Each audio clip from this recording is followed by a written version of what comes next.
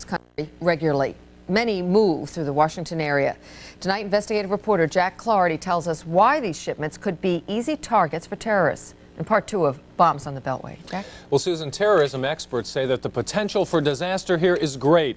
The exact movements of most dangerous arms shipments are kept secret, but they are guarded only by the 2 truck drivers hauling the load.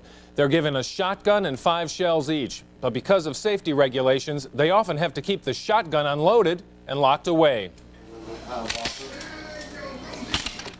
Richard Spicer is a working man, a truck driver for Tri-State Motors.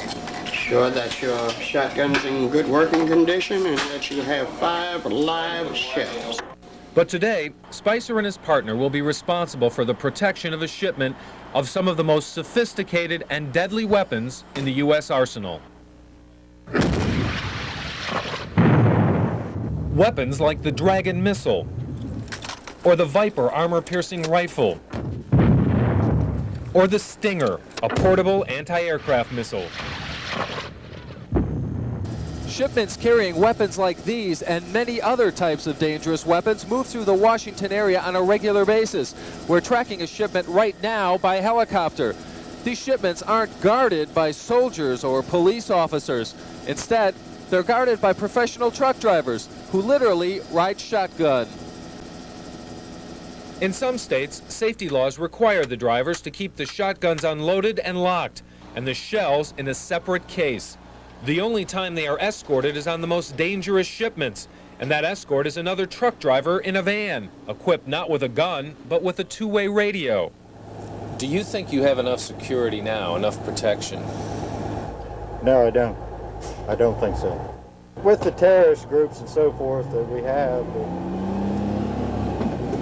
they're well armed. Their intent is to take a vehicle, they're going to take it. One shotgun isn't going to stop them. Shotgun will never stop them.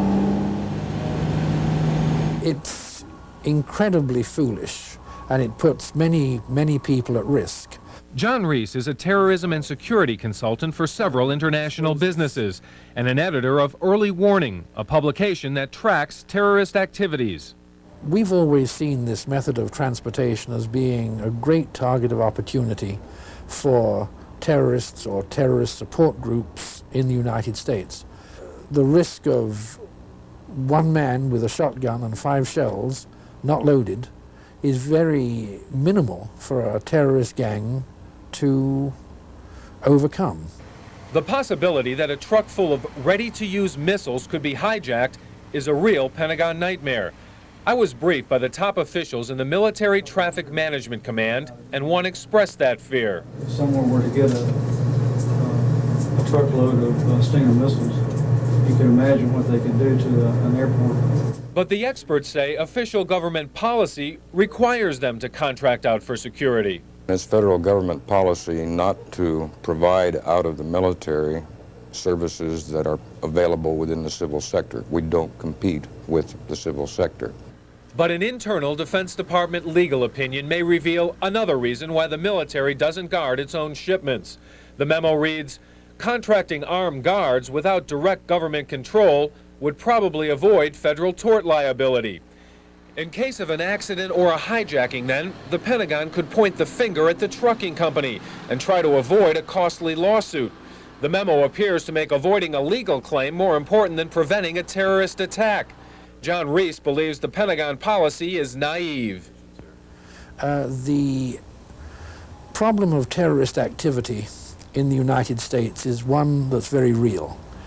Every terrorist organization in the world has a support group of one sort or another in the United States. You think it's going to take a bad incident, though, for people really to give you the kind of protection you think you might need? I hope not. I hope not.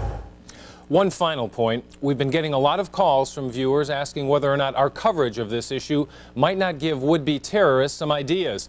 Well, we were concerned about that as well, so before we aired all of this, we asked John Reese and other experts the same question. Reese said no. How a nation ships its arms is common knowledge to people in the intelligence community and among terrorist groups. It's the average American who's been kept in the dark. Susan? I know. We're finding it fascinating. What do you have for us tomorrow? We have what would happen if there was an explosion here or hijacking? How could the area deal with it? Okay. Jack.